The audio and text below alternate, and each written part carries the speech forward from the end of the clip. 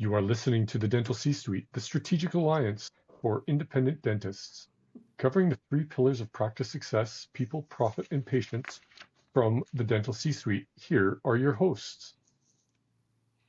Welcome back. I'm Jess Beretti, and as always, I'm joined by Charlie and Kyle. And Hello. Hello. so, what are we going to chat about today, guys? What's the hot gossip? What's the hot topic? I've got one. You don't need to spend money on marketing for your dental office. Oh, I like it. I also don't think you really need an accountant or bookkeeper, but hey. Really, you just need HR, I think. If you got the right people in place, yeah, you don't need anything else. Very good. Okay, Charlie, Okay. what do you mean by that? Well, so back in my management days, we did not spend much money on marketing. I think to the point we never spent money on marketing like paid ads, Google ads, Facebook ads, and we built a successful practice. A lot of times we did smaller sponsorships, sponsoring a team, helping out people here and there. But I also think a lot of it too is just built around kind of the systems and people internally to make sure that when people did come through the door, we delivered a great experience and got them the help they need, and they went on their way. So yeah, reduce that spend on marketing. Well, I don't disagree wholeheartedly, but I will push back on the notion that you don't need to spend on marketing. I'm often asked, what should I budget for my marketing and whatnot? And it's a bit of a non-answer, but I always say, well, that depends. It depends where you are in your clinic growth cycle, what your aspirations are long term. Typically, I kind of give some ranges rather than specific dollar figures as a percentage of your revenue. If you're, excuse me, just launching or really looking to aggressively grow, 20 to 25% of your revenues is a band worth considering. If you're an established practice, but you're still looking just kind of for steady, regular growth, anywhere from 10 to 15% of your revenues is kind of a target value to aim for. If you're a fully established practice and you're just trying to maintain your current market share, then 5 to 7% of revenues is ideally the band that you want to be in. And now it's important to consider what exactly those numbers encompass. I was just going to say, because I'm about to cut the budget here as the accountant. Yeah. So what is this including? I don't disagree with your notion that on necessarily spending on Google ads. But you mentioned already partnerships or sponsorships with local events, local organizations. That's a number that gets included into that marketing spend number. You've got a website and you need to pay for hosting, you need to pay for maintenance. Hopefully you're paying for SEO or at least doing SEO. That needs to be included. If you've got a team member who's doing their social media, who's doing SEO, who's doing all this work, part of their salary needs to be included in that number. So it's certainly not, if you're a $2 million a year practice, I'm not suggesting that, and you're looking for aggressive growth, that you're spending $500,000 a year on ads. It's more of a, it's more of an accounting allocation in your entire budget that I'm referencing. Perfect. So, can I ask you a question, Kyle? If a clinic had just zero ad budget, would you say that they're stuck, or is that workable? And not just really ad budget, but like very minimal marketing budget, we'll say, just overall. Yeah, no, I mean, I'm of the firm belief that paid ads should almost be like a last resort. Okay. That maybe doesn't sound quite right putting it like that, but ads are a lot like a light switch. You turn them on, you get results. You turn them off, those results stop the moment you stop spending money on ads. So they're great in a pinch, but you should have a marketing strategy. You should have an idea of where you want to get to and have a mix of activity and tactics that you're employing.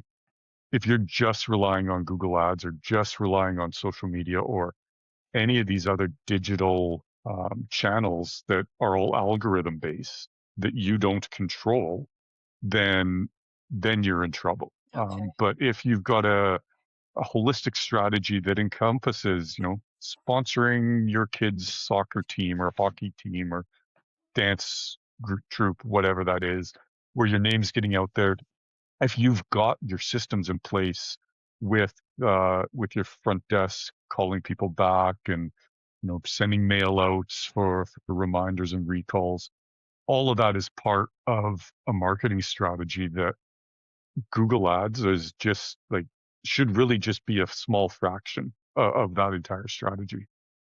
So I guess like another way to like look at this too is there's not I guess like one marketing strategy too, because No. like for instance, now that I'm thinking about it, through the left hook, but bringing it back now, like I guess if you're the third dental office to open up in a strip mall area, I mean obviously you got to spend a little bit more to differentiate yourself in a situation like that. But if you're in rural Saskatoon, and yes, I'm going to call it rural, then you don't have Come on, to that's the big city in spend as Saskatchewan. much. What are you talking about?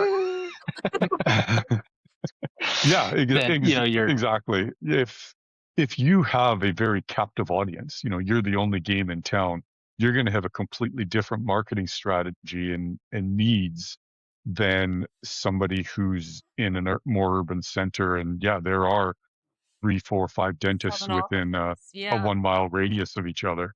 Yeah. The more competitive your geographic area is and your target market is or location market is, the more concerted and more money you're probably going to need to spend to show up on Google searches to be top of mind when someone's looking for a dentist. I got another question for you, Kyle, and Yeah. kind of goes in a different direction here. So like two different tangents, because I guess like at the same time too, with the clinics when I managed them, we took I would say a lot more like a slow burn approach. Like it was much more like personal touches. They had like sponsorships for a hockey team and this and that. Yeah. But then there's the other side of things, and I don't really know of a dental office that does this, so I don't have a comparison. But I don't know if you guys have Pete the Plumber in like your locales, but like Pete the Plumber is a big plumbing agency in Calgary, and like I know that they spend like north of $1 million a year on like these just over the top crazy ads. And like the guy drives a truck through like water tanks and stuff. Like is there a premise for that? Like the big over the top spend, like does that work in dentistry, or is the slow burn approach like the better 10-year plan? Or do you The slow burn approach is always probably going to be the better long-term play. You don't want to go out with a big bang, spend a whole bunch of money, and then have crickets afterwards. It's much better to kind of build that machine that, it might not be the immediate return and results that you want, Yeah. but long-term. And this is really kind of where I land when I'm talking to clients about the difference between, investing in search engine optimization or Google Ads. There's a bit of a mix there. If you're just doing a new website, just launching your practice, yeah, you should probably be spending some money on Google Ads to get your name showing up in the top of those search results, while in the back end, you're investing in your website, doing the maintenance, doing the updates so that it starts showing up in search. Search generally takes 3 to 6 months to start showing results. Quick question.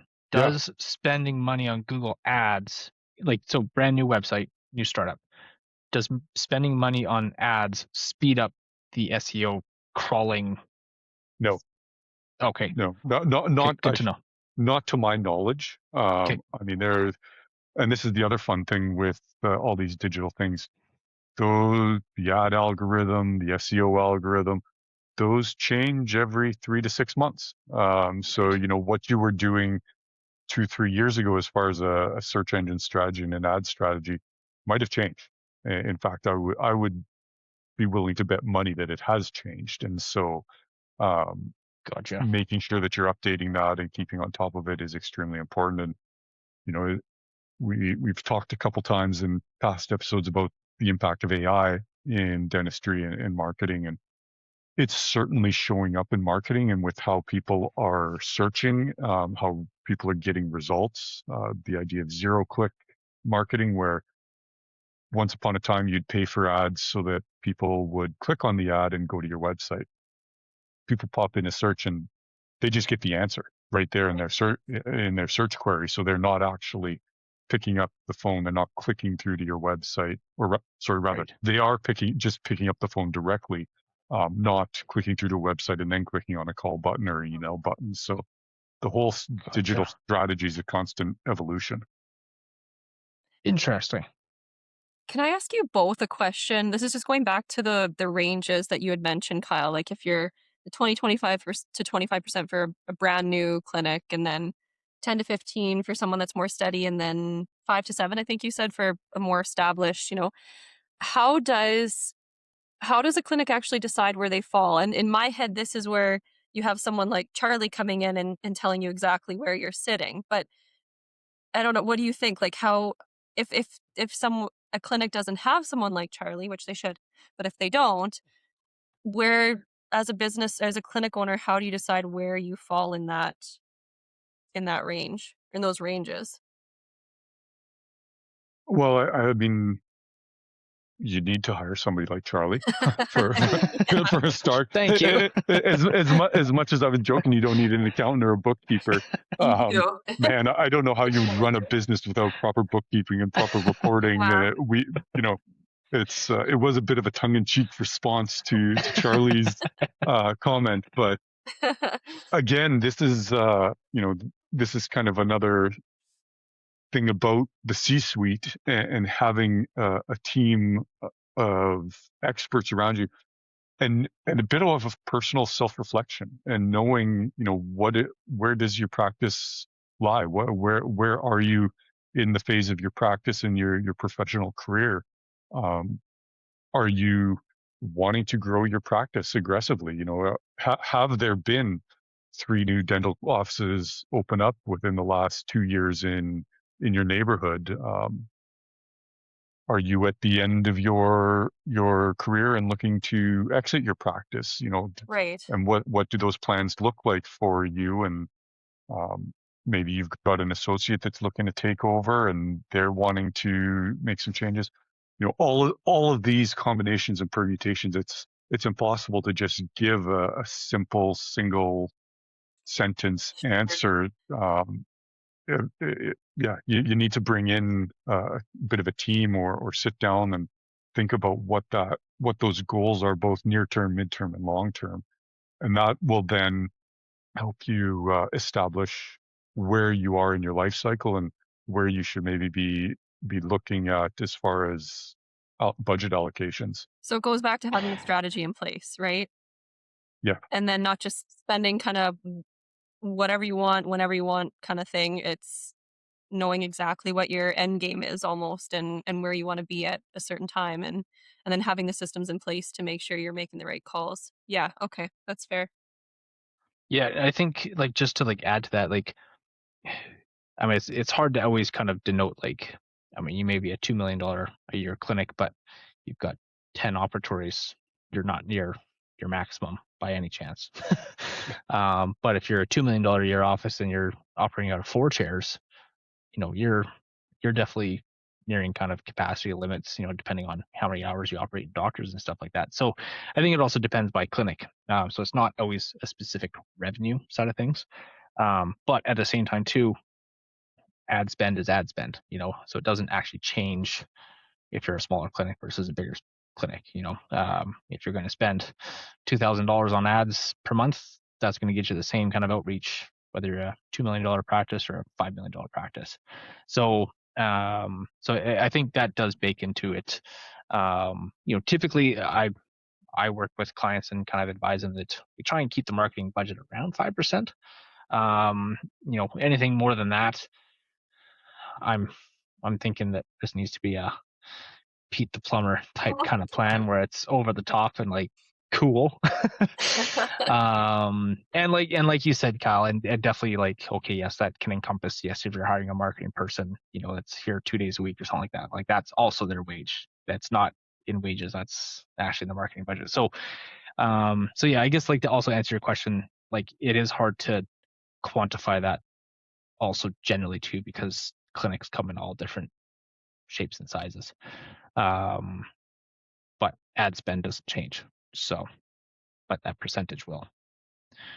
Yeah, I mean, you're doing some simple math there. $2,000 a month spend is going to be a lot higher percentage if you're a $1 million clinic versus a $5 million clinic. Exactly. So, understanding those ratios is valuable and important, and understanding how you're allocating different components of your overhead to marketing and whatnot. Ad spend is ad spend, but is part of your front desk reception or even office manager, is part of their job walking around taking pictures and video that you're going to post on social media. That's still a marketing activity. It's not an ad spend, but it's still something that can be potentially allocated into those figures. Question for you, Kyle. I want to do ad spend. Just say I want to do Google ads or something like that.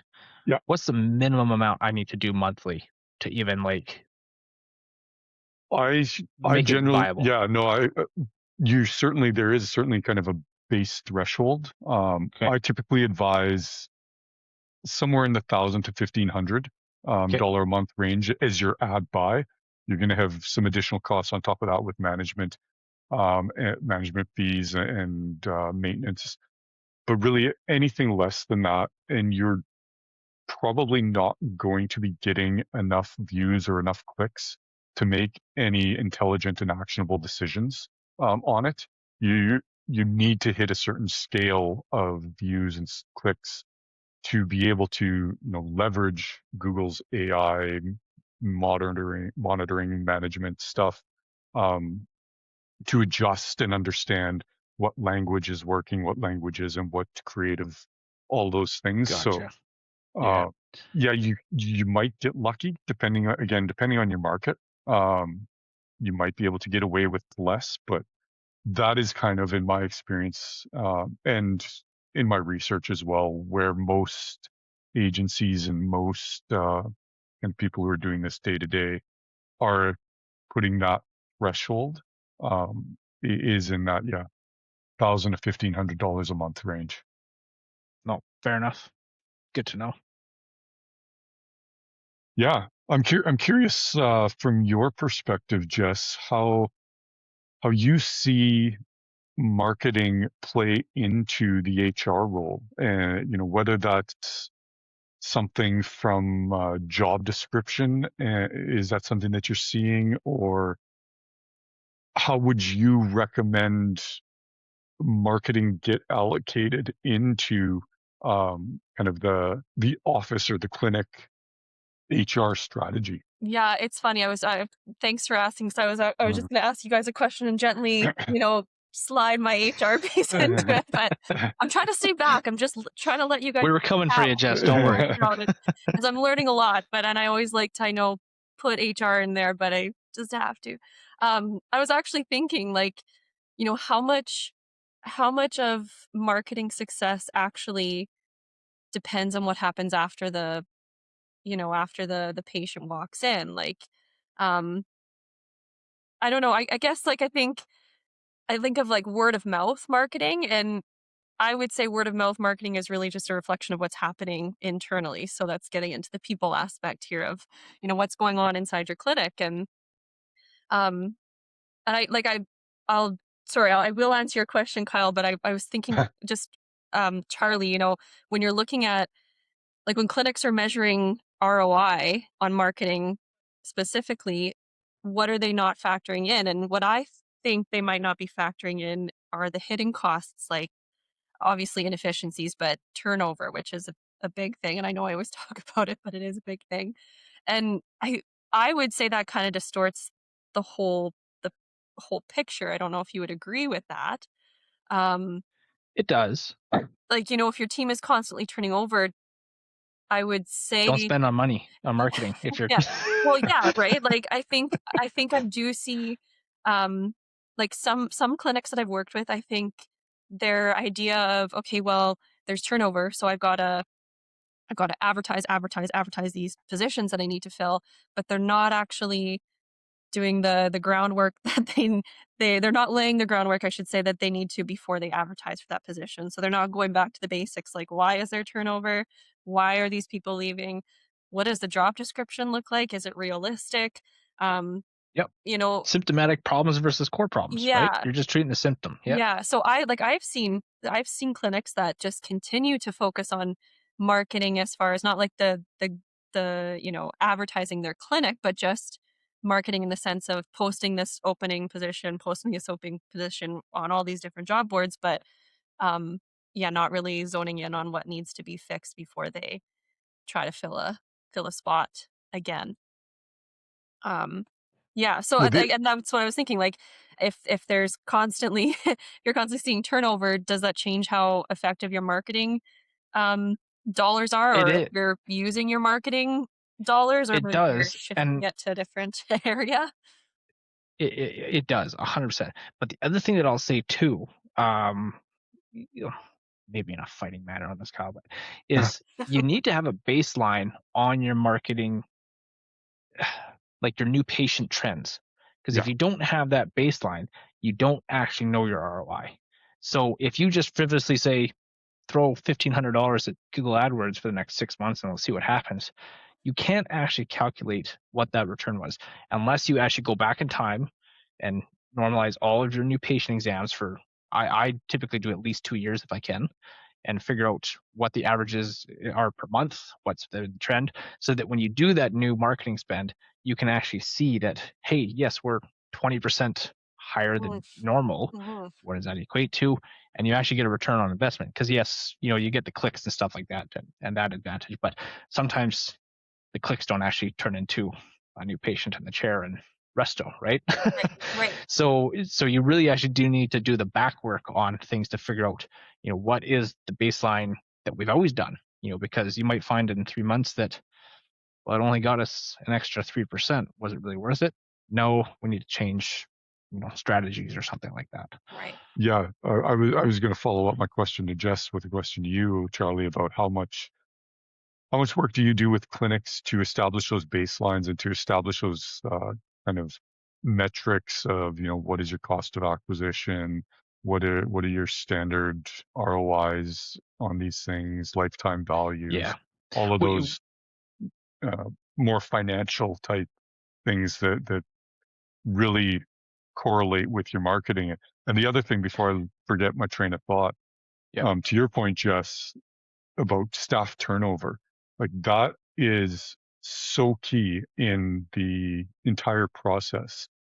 I'm I always tell clients I'm a marketing agency. I'm not a sales conversion Mhm. company.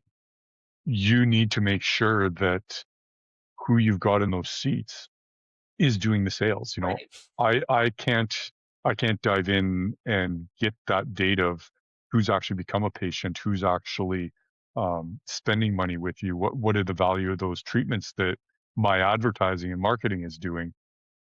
I'm measuring how many people am I getting to call your office to send you an email to walk in the front door. Mhm, mhm. Um, what happens after that? I don't have insight into that, which is kind of where my question to Charlie originates from. And again, it's it's a very holistic approach that one needs to take. One needs to look at the HR side of things, the accounting side of things. And from that, you can start to look at how you're going to market and what your strategy is going to be. I Yeah. kind of think No, like, oh, sorry, Charlie. I would, no, you go ahead. I Go need, ahead. this is my last people management aspect thing. I'm just gonna listen to you two.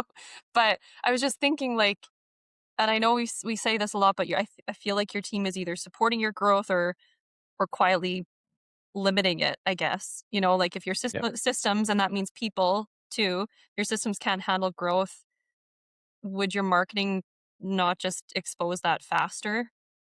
Yep. 100%. Yeah. Yeah. Yeah. No. Oftentimes when I'm helping clients with strategies, one of the first kind of questions that I'll ask is, what are your growth plans, and what are the systems you have in place to handle that capacity? Like, how are you going to handle a surge in inquiries? Yeah. And Yeah. do most Yeah. people have an answer? Or no. Generally, no. It's one of those things that most people go, oh, yeah, I hadn't actually thought of that. If You know, it's actually funny because I just wrote an article on growth, and like to this point exactly, most dentists look at it like, I just want to grow. I Mhm. was like, well, what is growth? Because 1% is growth or 30% is growth, but that's still What very does general, growth and look that's like to the you? Exactly. exactly, Yeah. just actually like having like specifics, as to what you want to grow in, is big. A lot of times, new patient growth is great. You're bringing new people into the practice, but at the same time too, if your attrition rate and your recare rate is 30%, well, you're just bringing in new patients to fill the emptiness that is going to be there again in 6 months. Yeah. So, it's about, like you said, kind of taking that holistic approach and, figuring out everything. Is my recare rate in a good range? If it's not, there's again no point in bringing in new patients right now until you fix that recare side of things. But again, if your recare rate is stellar, it's 85, 90%, there you don't need as heavy the new patient side because you have a thriving practice in terms of those returning customers. So it limits your ad spend that, you don't need to go and spend, exactly, it's a lot cheaper 25%, to keep a patient than it is to find a new patient. 100%. For Yeah. sure. So no, And making sure you have those systems. the other thing I wanted to kind of dive into a little deeper on that one, looking at you, Charlie, is the profitability side of things. The notion of Yep. growth for growth's sake.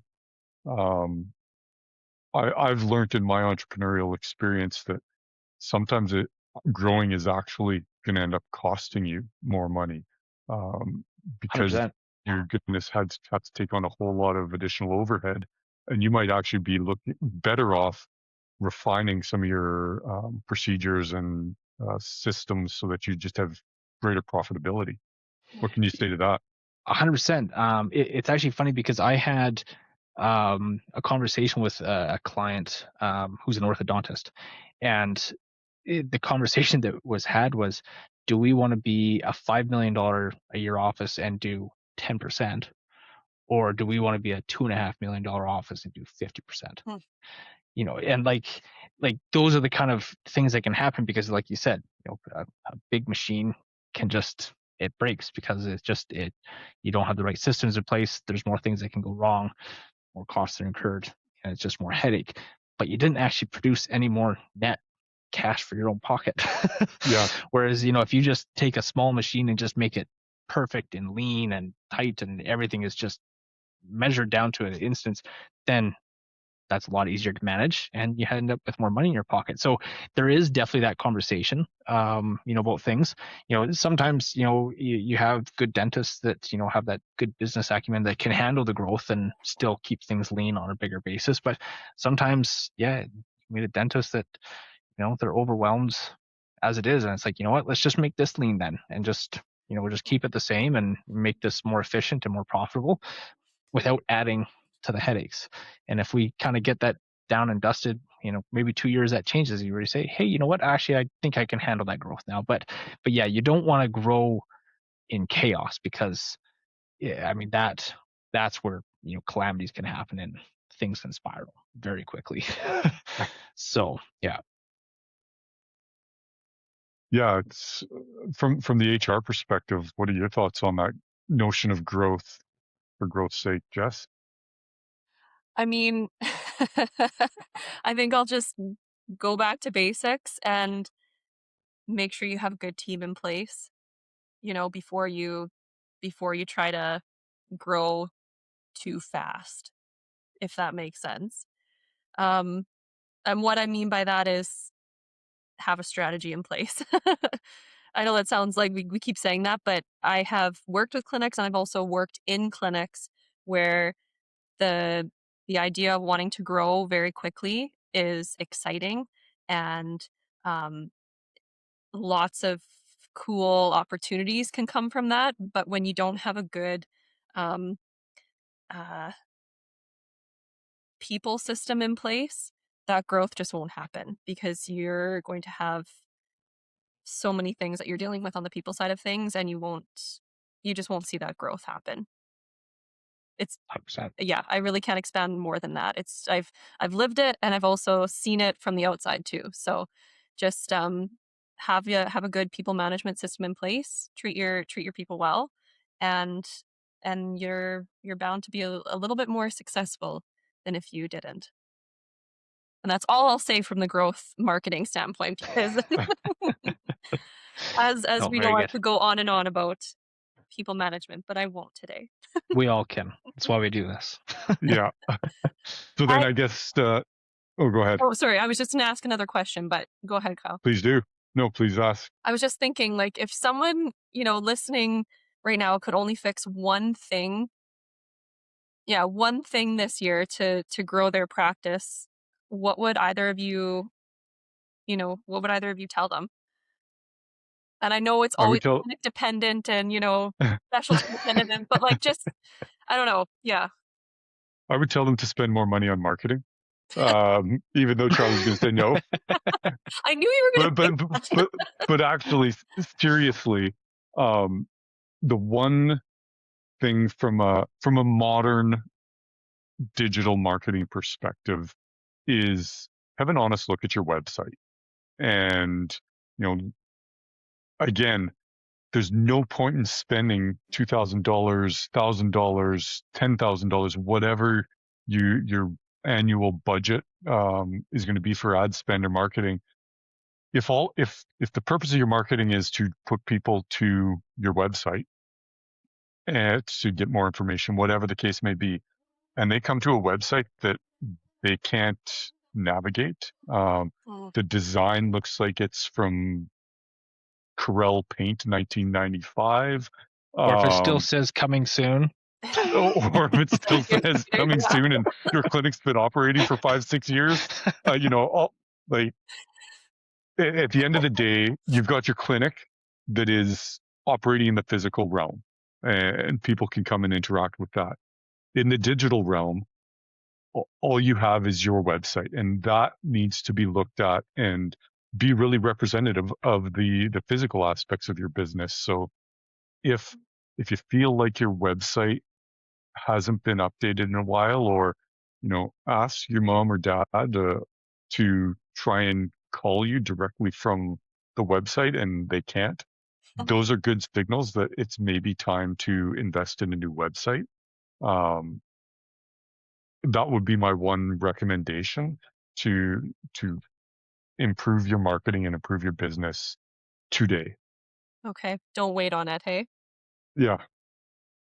What about you, Charlie? I'm going to go in a completely non-accounting way here. Fix your Hey, recare rate. what's that? Fix the Sorry? recare rate. Fix the recare rate. Very good. 100%. Yeah. Actually take a look at it. If it's in a good realm, like I really think a lot of things kind of base around that. And like recare rate is like a good, like really core fundamental thing if things are going decently in your practice, because it talks to HR. Does people actually enjoy coming back to your clinic? Uh-huh. And it gives you kind of that base that like I can rely on people showing up in 6 months and 12 months from now. So I'm going to have cash flow. But if that doesn't exist, then it suggests problems in HR. It suggests problem within the clinic, within treatment recommendations or acceptance rates, etc. Like it really is kind of like a key indicator of other problems. Mhm. So I would say start there. And if that's not in a good place, you got to focus there first. And then you can have the more interesting conversations of what can we do for marketing and what can we invest in. Okay. Well, and to support that notion, if your recare rate is low, you have to spend a lot more money on marketing to attract new patients constantly to fix that churn. Yeah. If you can solve that problem, you might very quickly realize, actually, I don't need to spend a whole lot of money on attracting new patients on marketing and advertising, because I have that regular recurring income stream. So yeah, no, that's a really foundational piece, Charlie. I think you really captured something there. Sometimes just getting back to the basics, right? And sometimes it's just a simple fix without having Yeah. to Yeah. spend a lot of money on other Yeah, things. if you're going to spend Just money in the yet. initials, make sure it fixes recare. Mhm. Because like Kyle said, it's much cheaper to keep the patients than bring new ones in. Yeah, Yeah. exactly. So And that's where a good investment is, bringing in a C-suite like ourselves, HR, accounting, and absolutely. marketing to help the practice owners out, because they really don't have time to be doing that all themselves. So, No, exactly. That's what we're here for. all right. Well, that was fun, kind of sitting back and letting the two of you hash things out. Throw a And few jabs at each other. yeah, yeah. Well, we were told we needed more. What were we told? We need to fight more. Not heated enough. We need to fight more. Yeah. So I don't know. It's not really any. I don't think it's either of our natures, but we'll try our best. We'll try our best to bring some. Conflict resolution is important to all aspects of business. That's right. It is. Yes. And you know what? Conflict resolution can definitely be a topic in the future. I like it. Absolutely. Absolutely. Awesome. Well, anything else, guys? Anything else you want to hash out before we move on? I'm good for today. I'm good for today too. Cool. Well, as always, thanks everyone for listening, and we'll catch you next time. Thanks a lot. Thank you. You've been listening to the Dental C-Suite. For show notes or to ask a question to the board, visit www.thedentalcsuite.com.